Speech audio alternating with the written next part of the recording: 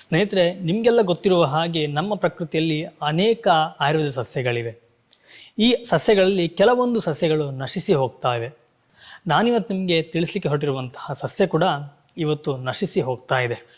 ನಾವು ಚಿಕ್ಕವರಿರುವಾಗ ತುಂಬ ಈ ಗಿಡಗಳನ್ನು ನೋಡಿದ್ದೀವಿ. ಕೆಲವರಿಗೆ ನೆನಪಿರಬಹುದು, ನೀವು ಶಾಲೆಗೆ ಹೋಗ್ತಾ ಇರುವ ದಿನಗಳಲ್ಲಿ ನಾವೊಂದು ಎಲೆಯನ್ನು ಬುಕ್ಕಲ್ಲಿಡ್ತಾ ಇದ್ವಿ. ನಾವು ಇದಕ್ಕೆ ಪಾಸ್ಪೈಲ್ ಎಲೆ ಅಂತ ಹೇಳ್ತಿದ್ವಿ.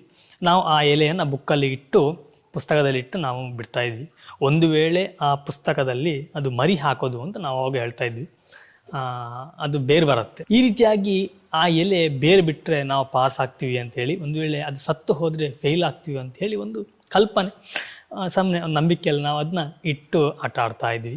ಈ ಎಲೆಯನ್ನು ನಾವು ಪುಸ್ತಕದಲ್ಲಿ ಇಟ್ಟಾಗ ಅದು ಬೇರೆ ಬಂದು ಒಂದು ಪುಸ್ತಕನೇ ಹಾಳಾದಂತಹ ನೆನಪು ಸಹ ನನಗಿದೆ.